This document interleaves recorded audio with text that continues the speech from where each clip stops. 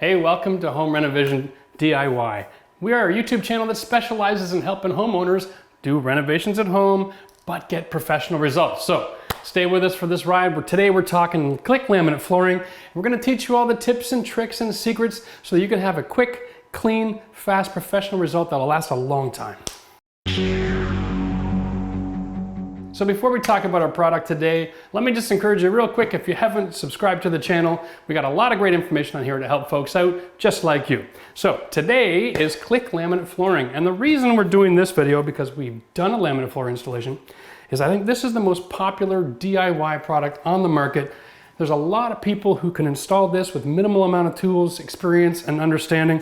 So we're gonna go through the benefits of why this is such a good product. First of all, it's easy to install. This product just fits into the grooves. The ends drop lock on top of the other piece beside it. And as a result, as long as you stagger your joints properly, you're gonna get a nice tight fit without any corners sticking up. And you can do it yourself in about half the time as the kind of floor where you gotta hit the boards and lock them together. Okay, so this is a great DIY project. You can do the average bedroom in about 3 or 4 hours if you have a helper with you. Okay, it'll probably take the whole day to install the whole floor, cut your doors, install your trims, but it's a one day, you got a brand new room. So this is why this project is popular. Now this particular floor is a 12mm floor, so it is a decent quality. It comes with the underpad already attached to the back, and that takes a whole step out of the project. So before we get started on the flooring, let's talk preparation. Okay, so preparation for doing a new flooring job, of course, is you have to get your existing subfloor in the condition where you're ready to put your new flooring down. That means it has to be tight. You don't want it moving around. This is really old flooring. This is 1.5 inch soft lumber, and it's nailed through the tongue and groove into the joists, which are on 16 inch on center. You can see where all the joints are for the flooring. That helps to identify where the boards are underneath. And the simplest way to do this really is you just go around walking and have somebody observe if the boards are moving. And if they're moving, then what you want to do is line up on the joist line and just drive some surface screws down in there and tighten it all up, okay? Once you've gone through and got your floor nice and tight, keep your drill and screws handy in case you find something along the way, but that's about all you need to do to prep your floor. If you have existing flooring in the room, then I always suggest before you put laminate floor down, remove the old flooring because you don't have the ability to inspect your subfloor.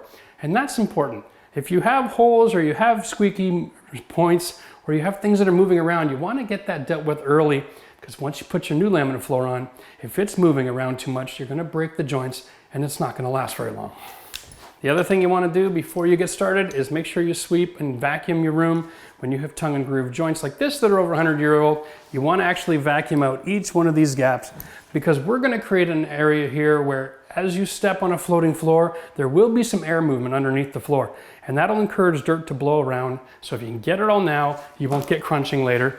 And yes, you just remember, laminate floor can go on concrete. Just make sure you use a vapor barrier as a part of your underpad, and you can always talk to your floor supplier about getting that product.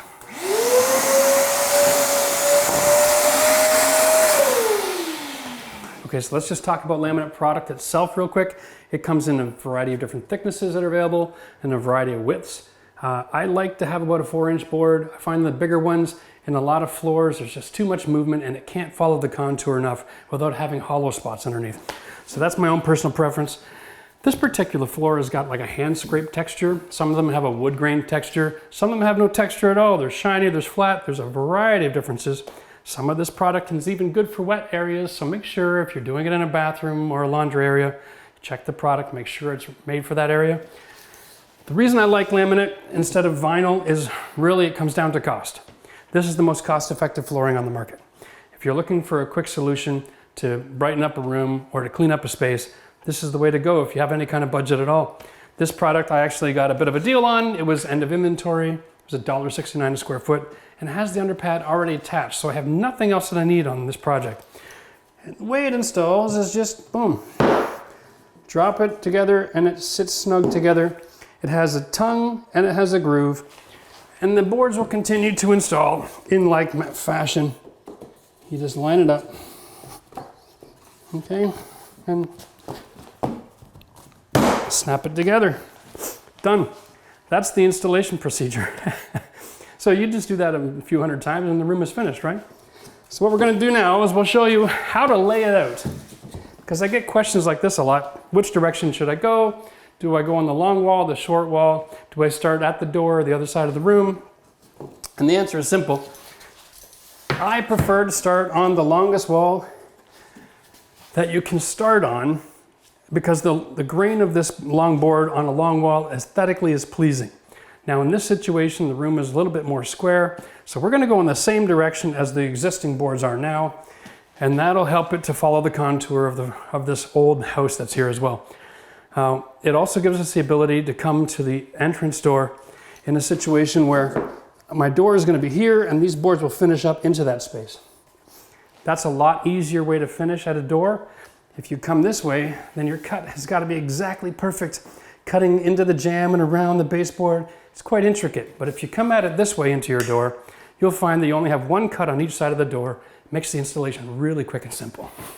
Okay, so this is going to be kind of how to install flooring for beginners. First, if you don't do this on a regular basis and you haven't got good callus on your knees, get yourself some knee pads, okay? These are really nice, they're soft, they don't have any hard cover on them, you're not rolling off all the time. Just make sure you're always sitting up nice and tall. The elastic straps that hold this on really tend to pinch if you're sitting down on your feet a lot. So try to avoid doing that. Next, remember there's two ends. There's one that's got just a square end here that's designed to drop on top of the lock, and there's the one here that's got the extension on the board. And because you want to install a floating floor with room to expand and contract, you've got to be careful, because if you put this right up against your baseboard, you've already got a gap, all right? So what you want to do is maybe start the flooring on the other end of the room, okay? And what I'm going to do is I'm going to show you a technique where we're going to build the first few rows, and then we're going to pull it off the wall where we want it, and then we're going to set a bunch of our wood on top of the floor to keep it from moving around while we build the rest of the room. So before we get started, we're going to remember that we want to have these joints moving and changing location on a regular basis. When we want to have the gaps, the distance between those joints significant enough that there's strength being transferred from one board to the next so that the floor doesn't come apart. Now, in order to do that, we want to remember that this area here with the tongue is going to be what we call the finished edge, the clean edge, and we want the cut to be on inside of the board. So I'm going to start off by cutting 3 boards, 3 different areas. And yes, this is my Roberts cutter. It's like a guillotine. Anybody can use this. Or like this. Like this. Or like this. Or like this.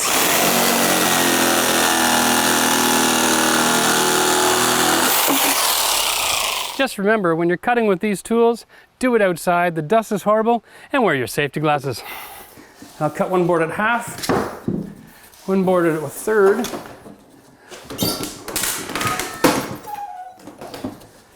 Okay, and then one board at 2/3.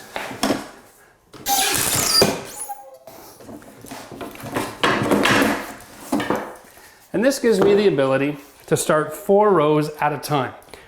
And that way, when I'm done these first 4 rows, then I can fix the spacing and put those other boards on top. Okay, so once you get started, there are basically 2 design options that you have. And I'll just lay them out real quick. One is it's a constant step. And you go from big board to smaller board. Oh. When you see junk like that, make sure you blow it out. You don't want to have anything in the joint. Okay, smaller board to smaller board to smaller board, blah, blah, blah. And then the whole process will start all over again. All right, so your floor is constantly stepping down. And that pattern reoccurs over the floor. Some people like that look. Personally, I think it looks a little bit too intentional and man-made, and I'm not a big fan. I like to mix it up a little bit. I like to go long, short, long, short. And that's just my preference. There's no real right or wrong way. Now we're going to show you the installation technique. So you put it in the groove, you slide it along to help make sure that you get good contact, and then you drop it down, okay? And you'll notice that things aren't going to sit really snug right away. Just put some weight on one side and work this, pulling it in that direction while you're pushing down, and everything will sit nice. And then you put the next board on, And until we get some weight on this floor, it's going to want to move around. Okay, so you can use your leg. Just do it like that. And then we'll go short again. Now we have something we can work with. Now these first few offcuts, oddly enough, what I'm going to do with them is I'm going to just set them aside until near the end of the job. And we'll use these in the last few rows when we get to the other end of the room. I just don't like to have them in the way.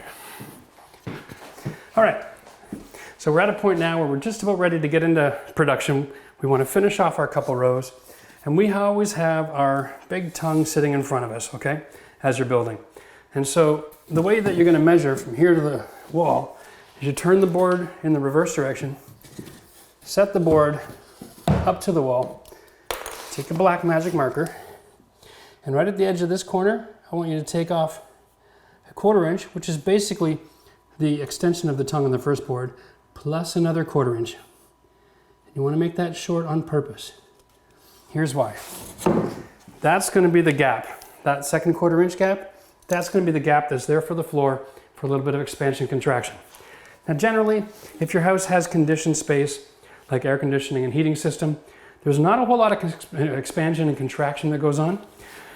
But if you live in a house where you don't have air conditioning and you get a hot summer, then you're going to see that your floor will have varying degrees of how it fits. So remember, the hotter and more humid it is, the bigger your floor gets. So you can make your adjustment based on your condition. Some people go with a 1/2 inch gap around the outside of the room and use a 3/4 inch quarter round just because they're in extreme conditions. But traditionally, a 1/4 inch will do the job. Okay, so here we go. Now there's my offcut, all right? I don't need that now, but I'm going to use that to start another row over here, all right?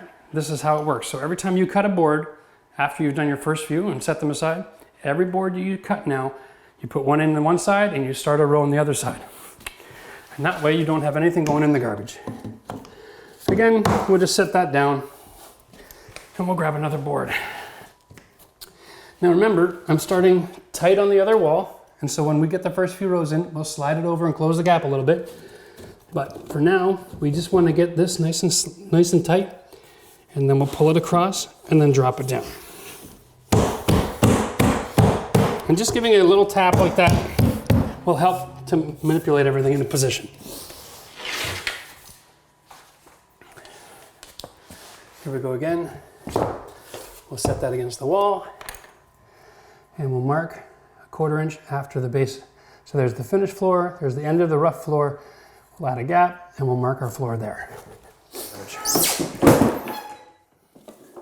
So here's our little piece. So everybody who is wondering, is that kind of cutter going to be able to cut me just a little piece? The answer is yes. It goes in the same way. Slide it over and then lay it flat. Done. And if you see the edge of the board has any damage, break it off and clean it out. Anything that's got damage like that isn't going to close properly. Just push it to the corner. Remember, you're going to be sweeping as you go. There we go. Now my space is shorter than the board. So again, I turn it around and I measure same way. There's my unfinished wood on the floor, finished board, and my gap. Mark it.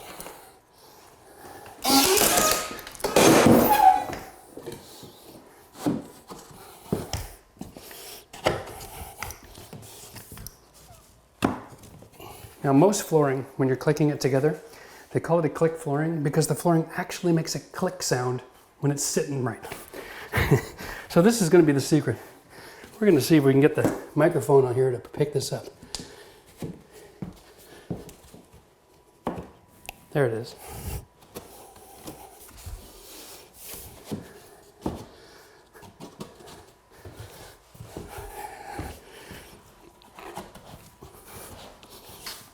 Okay, there we go.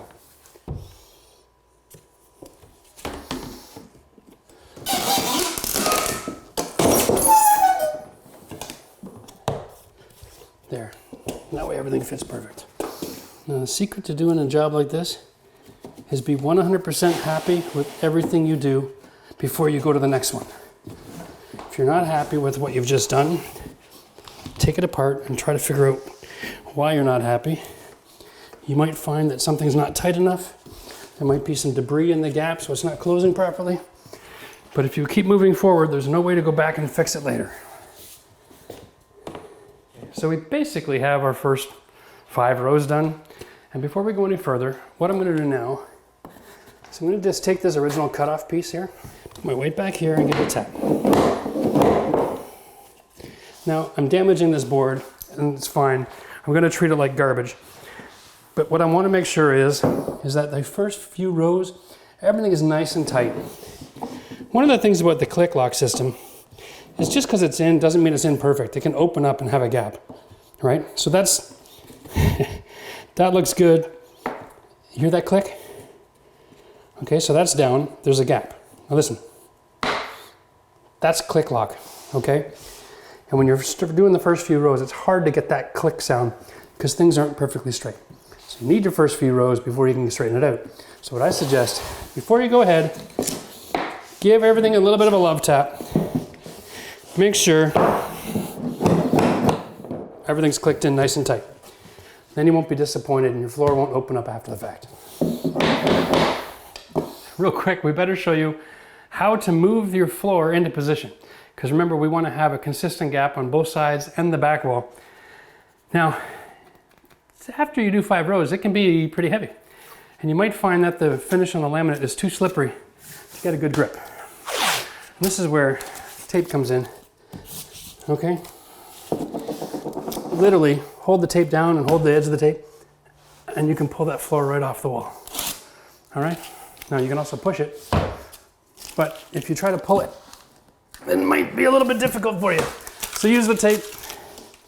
The other thing you can do, if you have a board that separates and you need to kick it back into position, just put a little bit of tape down. And the reason you want this helps give you a little bit of, little something for your shoe to kick on. And you can use that to manipulate your floor. Put that into position, okay? So we'll check our gap on both ends. I'm liking that. There, perfect. So now, to keep this from moving around on us, we want to add weight.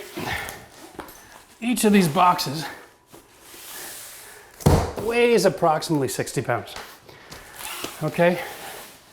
And when you're done packing all of the rest of the flooring for the room on there, you're doing 2 things.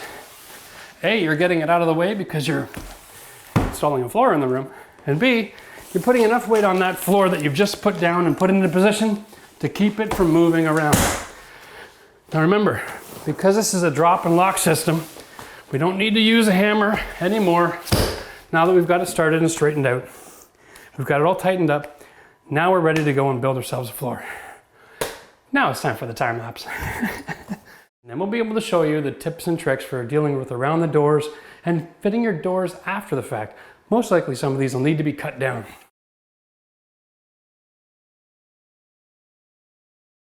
Okay, so we're done there, basic square footage of the room. Now we've come into a couple of places where it's nice to talk about finishing details. You can see it only took us about 20 minutes, maybe 30. You know, so if you're new to this and you're just starting it for your first time, maybe expect that to take about an hour. But I tell you, once you get used to the cutting and you get a rhythm going, you can get doing that pretty quick. And if you have a helper, it makes it all that much faster. So here we are. This is what we call quarter round. And if you look at it, it looks like 1/4 of a piece of pie. That's what it's basically called. And we use this as our trim molding to close up from floor to baseboard. All right?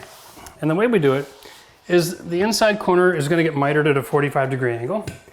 And over here, we're going to bring it right up to where the door casing meets. Okay, so we're just going to make a pencil mark here where the door casing is. And we're going to cut this one on 30 degrees.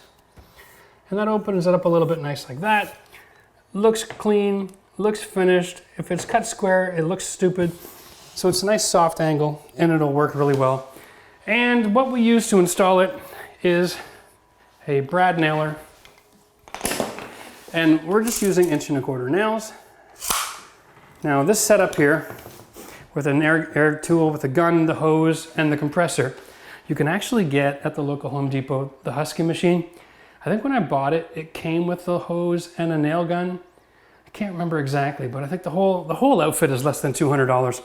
And of course, once you have a hose, you can get interchangeable tools. You can get your stapler for the 1/4-inch plywood.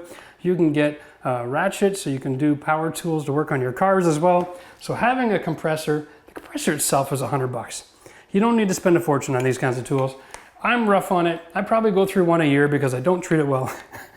But for me, to have something that is that versatile for $100 a year, that is just money in the bank. As a homeowner, if you actually take care of your tools, it'll last you a lifetime, okay?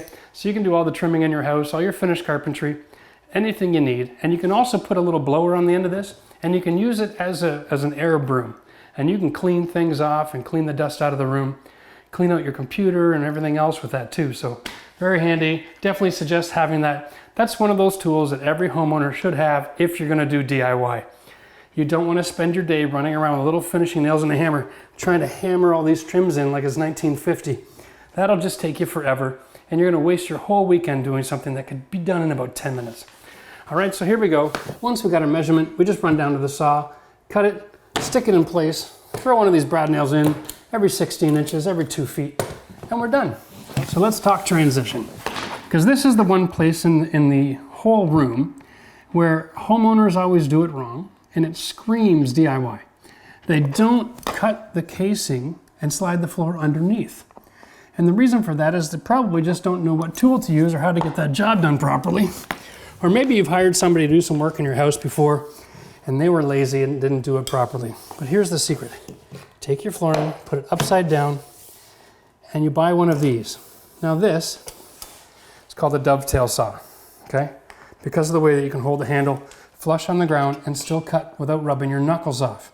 It's also reversible, left and right. You push this down and you swing it around, and then it locks in position to cut the other way, okay? So all we do is set it on top of the flooring. And the reason we use this piece upside down is just to measure the depth. And this is not about strength, it's about speed, okay? It's a fine-tooth saw.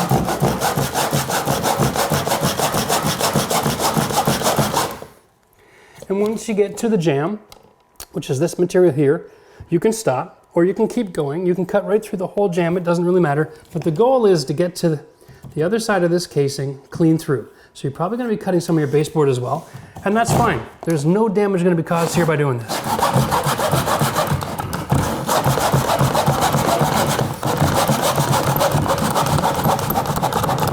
And when you get near the end, instead of trying to put all your force on the front, try to use the push against the heel like this kind of motion, and then you'll get the back of that cut off. All right? And the way you can tell if it's done, just take your trusty knife. There's probably some caulking and adhesive in there. Here we go.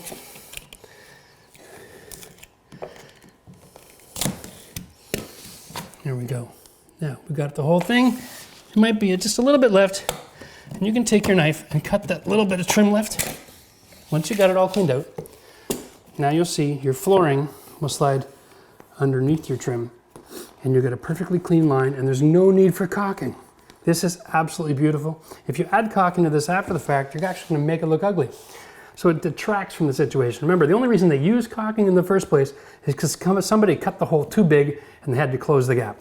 So if you use this kind of fine-tooth saw, the saw blade itself is so thin, it's like microscopic, the difference that's going to be left in your floor. Now, if you don't have one of these, you can go to the store for about 20 bucks and pick one up. Or if you have a PVC saw, same effect. It's a fine-tooth saw, thin blade. This is the cheap little pull saw from Irwin. Fine-tooth saw, same effect. All you do is just set the floor there, and you can do the same effect, okay? That'll do the same thing. All right, these are 10 bucks. They're a little flimsy, but if you're a DIY homeowner, sometimes it's not what you can buy, but what you can use that works. So as long as it's a fine-tooth flexible saw, same process, you'll have a great result too. Let's talk about our transition. Now, this flooring is only going in this room. I'm not carrying it into the rest of the house. We're using a different flooring for that. So there will be a transition. And the rule of thumb is this: when you're doing a transition anywhere in your flooring, you want that transition to be right in the middle underneath the door. So here I'll show you. Here's the door jamb. This represents the outside of the door. That represents the inside of the door. You want your flooring to go right to the middle where the transition is. Except, since this is a laminate product, the transition is going to look different. It's going to be about a 1/2 inch wide. It's going to be a metal track that goes screwed down to the floor, okay? And then there'll be like a T-molding, and it'll snap into that metal track, and it'll go over top of each of the laminates. So, in fact, we want to go right to the jamb with our flooring, okay? We don't want to go into this area, because the transition itself will bridge the gap from here to here. Knowing that, because transitions traditionally are 1.5 inches, a door is 1.25 inches. So as long as your flooring comes up to the edge of that, you're going to be fine. All right? So in order to do this, same thing, we turn this around, we put our finished floor there, okay, and we're going to mark right there. We're going to cut exactly to fill here. And in this particular case, we're not going to use our guillotine because we want to get a nice clean cut. In this situation, I'm going to use the chop saw. So here's our 1/4 round, and here's our mark with our 30 degree. So we're going to set our saw to 30 degrees. I'm going to lock it in place. I'm just going to set my blade up. There we go, that's done. And then I'm going to push this all the way to the other side. Set it to 45, which is my inside corner miter. And the idea here is I want the blade to cut from the tip going down, so I don't make it any shorter. Now that piece is ready to install. So here's the piece of flooring. This is the one that goes into the room, and this is where we're going to finish off at the door. Now just a note, this baked on finish here that comes from the factory, this is a lot stronger than the kind of finish that you get on a site finish floor. This is baked on, it's very much an enamel. You want to cut your board standing up when you can, okay? If you're going to use the saw for cutting your wood, get it standing up, line up your saw, and you'll see that you bang into it, you're going to have to move the guard out of the way. Get the saw starting and go slow.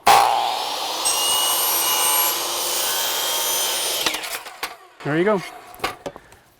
Now that's a finished cut I can live with. Perfect. Now as a rule, when I'm doing flooring, I like to do my 1/4 round as it's available. Probably an OCD issue, to be perfectly honest, but it's just nice to see it cleaned up and finished. So what you do is you put your gun in the middle and you push down and then you roll it towards the inside a little bit. Okay? You don't actually want to nail through the flooring into the subfloor, and you don't want to ever nail underneath an electrical plug in case the wire is coming up from underneath.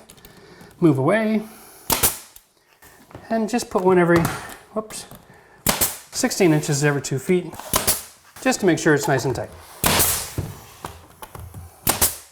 Because this is a click laminate floor, you can actually cheat here just a little bit. You see here, we can set it on top of the groove and then slide it towards it. All right, now it's not going to want to sit in there perfectly.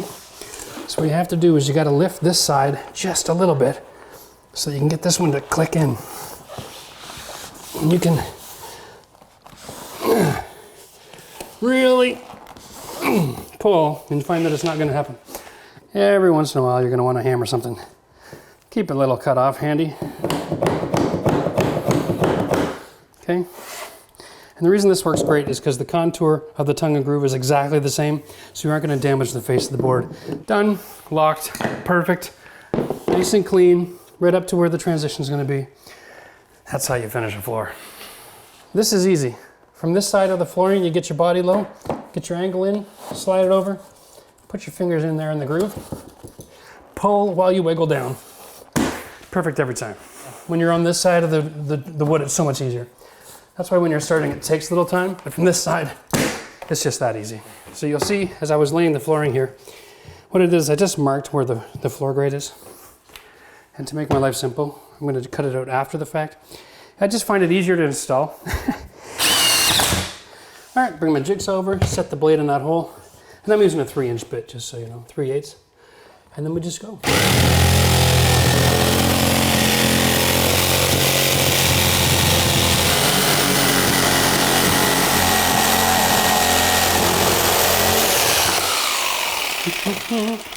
Okay.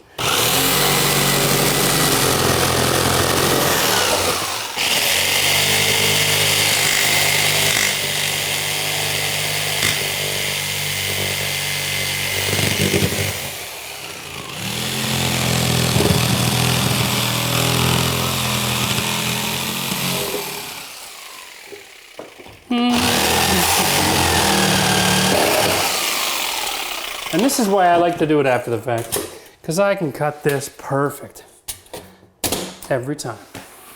Okay, so we are about, I don't know, 2/3 way through this project now. And that's as far as the flooring is concerned.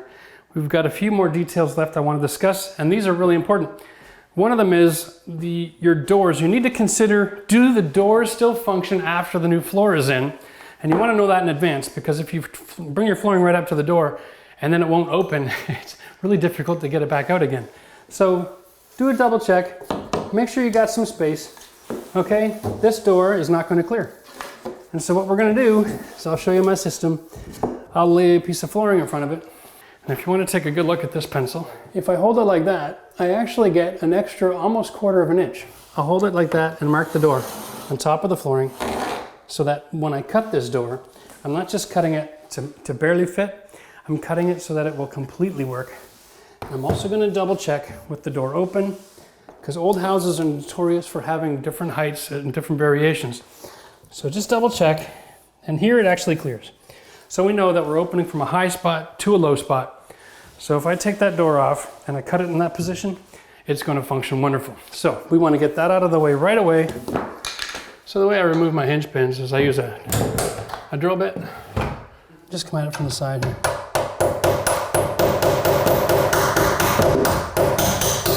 Once you get a little bit, you can just use the claw and the hammer, pop it out, and you're good to go.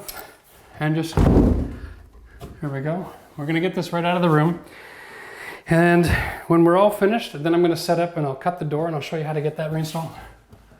So now that we've got all the tools reconfigured, we've changed our workstation, we're putting our cutting station, I've got a moving blanket down here on the floor. Just because it's a new floor and it's got a nice durable finish doesn't mean you want to be taking any chances. So always cover your new floor surface when you're working on it. And this gives us a chance to just catch up with our sweeping again. Remember, preparation, preparation. As we're working, we're creating dirt and blowing dust around. So now's a great time to just clean your surface one more time before we go to finish off. Okay, so really, there's only 2 steps left to doing a floor that you're going to need to know, and that's one is the closet area. It has a unique challenge that's associated to closets, and that is your closets usually come and build into the room. So now we have this wall dividing one section of flooring to the other. And because we're coming this way, we're going to have this intersection that you need to think, you need to pay attention in advance and come up with a strategy for doing this. Because as you can see, this board goes in here, and that's nice and lovely, right? Done. We can cut and install that last piece. And then I can put in that board. What about this one? You know, am I just supposed to take a jigsaw and cut the middle out and try to hammer it in? I can't do that, okay?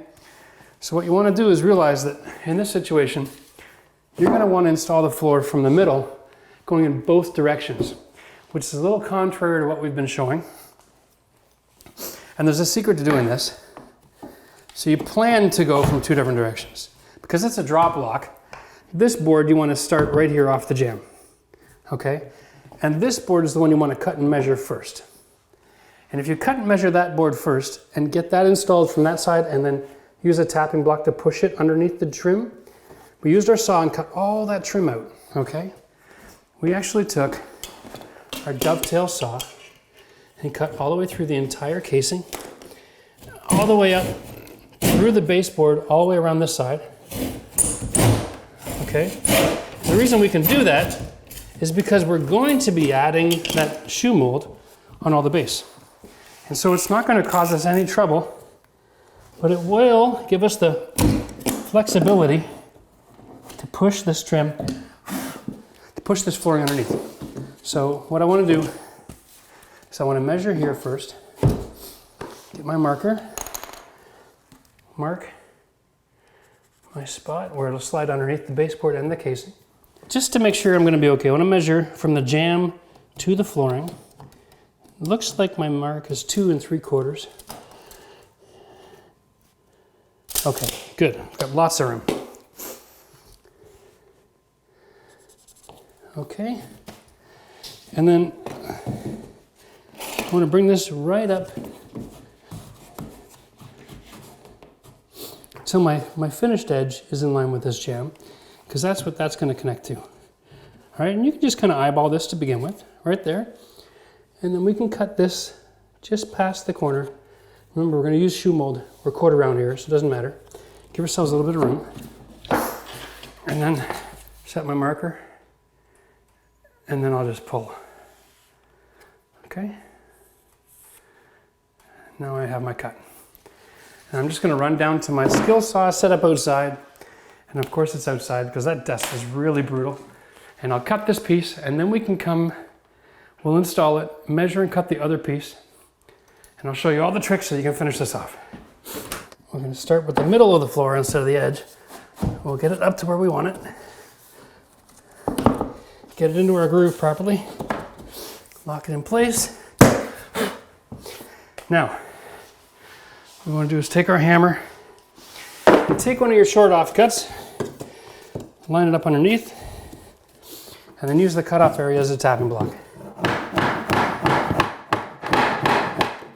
Remember that the contour of the tapping block exactly matches the rest of the laminate. So if you leave it flush to the ground and you hold this together, you'll have a perfect transfer of energy without causing any damage.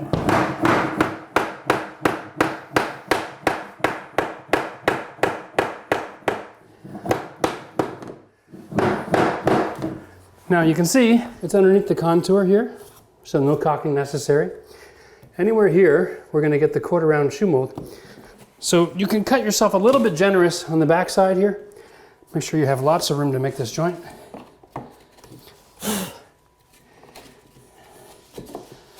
And again, get it in place. Perfect. Because this is a click lock, you can actually lift this edge a little bit so you can get this in. Okay? And just give it a yank. Snap it in. Boom. Done. Look at that. That's beautiful. Now we can go back with our cutoffs. Make sure you establish your gap at the wall. Wiggle, wiggle, wiggle. And then this is just a matter of measuring cut to finish. So here we are. We're going to do another quick little time lapse. We're going to get to the end of the project. We're going to do all the cuts and starts and finishes. Make sure our Hing, which we call it, which is our joint lines, are staggered and mixed and look nice. Okay, so now we're pretty much down to the last step, aside from cutting the door, which is coming up next, for installing your floors up against the wall. Obviously, the gap that's left is not consistent with the width of the board, so we can't use our cutting tool. We can't use our chop saw to cut this wood, so we need to do something else.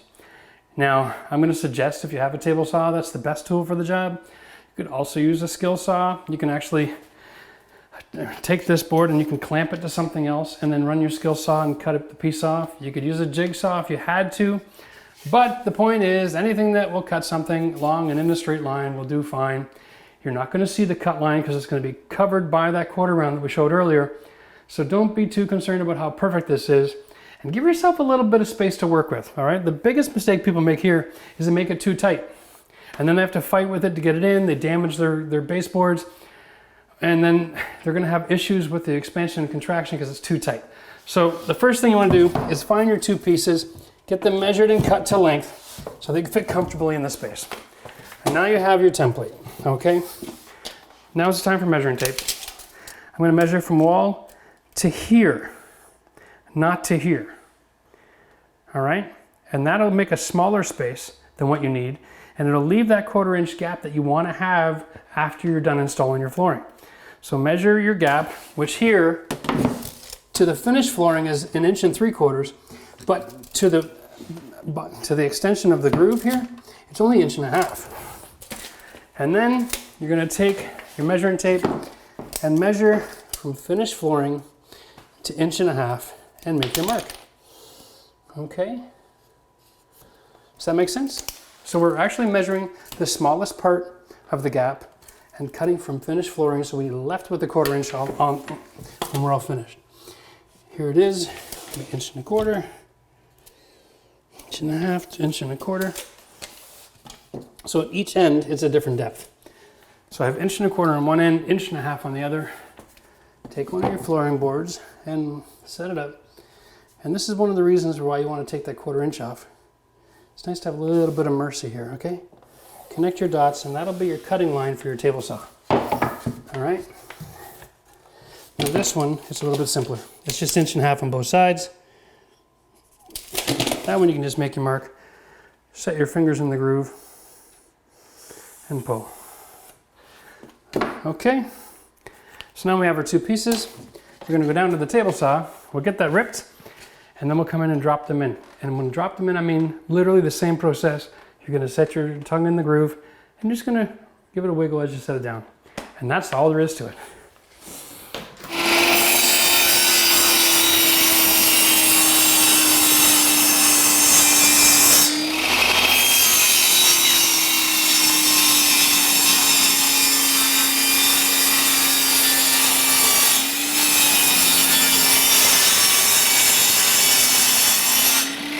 Okay, so the last step of the flooring before we cut the doors and install them is just to lay down the strips that we cut. And of course, we cut it short on purpose.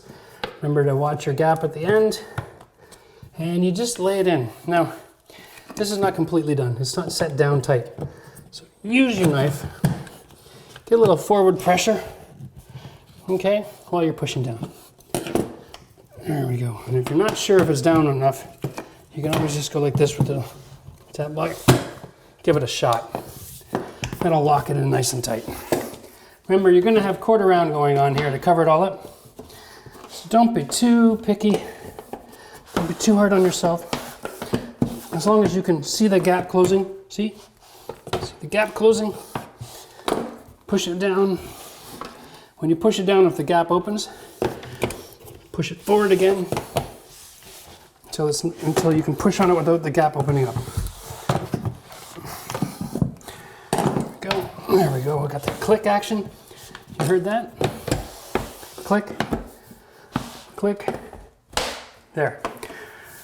When you hear that noise, you know you're good as gold. And then you just take your 1/4 round and cover it all up. So one of the benefits of this product is now the room is done, and that's the only garbage we're throwing out. I love not buying material that goes in the garbage. Okay, so here's a little bonus feature for this video. And it's kind of necessary because in a lot of cases when you're adding a 12mm laminate, you need to cut your doors down. Okay, so because we marked the surface of the door that you're going to see from the room, before you get started, you're going to want to protect the door, especially if it's already finished paint, from the marks caused by the saw. Okay, if this is a bifold door and you're not going to see the back side of it and you can mark the back side instead, I would suggest to do that. But in this situation, these kind of circular saws have a steel plate, and that's what keeps it from going all wild and wonky on you. And that steel plate is going to be dragging across your finished paint and make a mess. So cover it up in some tape real quick. Here's our pencil line. You're going to want to set the depth of your saw relatively the same as the door. It'll decrease the amount of chipping that it's going to cause. And doors are 1.25 inches, so we'll set this off for 1.5 inches. That'll be more than enough. Make sure that you're going to get past your hinge, or you'll have to cut from the other side, and that's a little trickier. Here we go. Now we can set up our mark here. This saw in particular, that line, that 0, is where the blade is going to cut and remove. So we can set that right on our pencil line.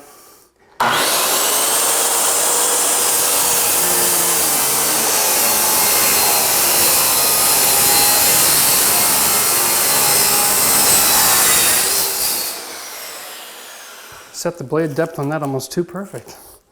All right, now we can remove our tape. Our door's in great shape. We can use that just to rub the door real quick so that it's nice and sanded.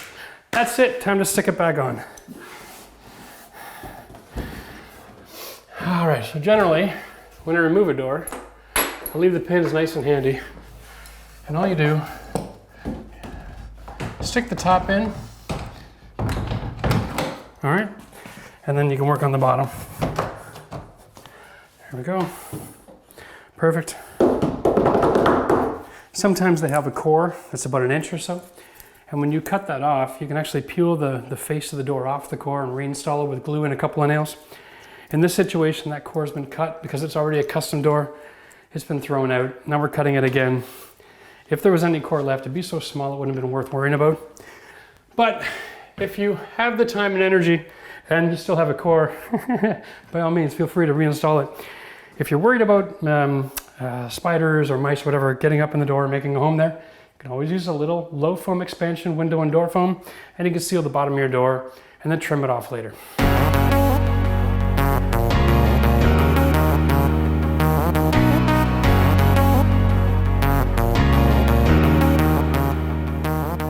Well, thank you for joining us in this comprehensive instructional video for how to install laminate flooring, especially the click version. A lot of the tips and tricks in this are good for vinyl or hardwood and other types of laminate as well. But we just wanted to make sure that if you're going to be able to start this project at home, you've got all the tools you need so that you can finish it like a pro. All right, so thanks a lot. Listen, if you haven't subscribed to the channel, do so. Check us out on Instagram. But most importantly, check out the rest of the playlist for A to Z videos that we have. We have a lot of instructional videos that'll teach you all the secrets of different trades so that you can be a good painter and a good taper and a good drywaller. Enjoy fixing up your house. We'll see you again next time.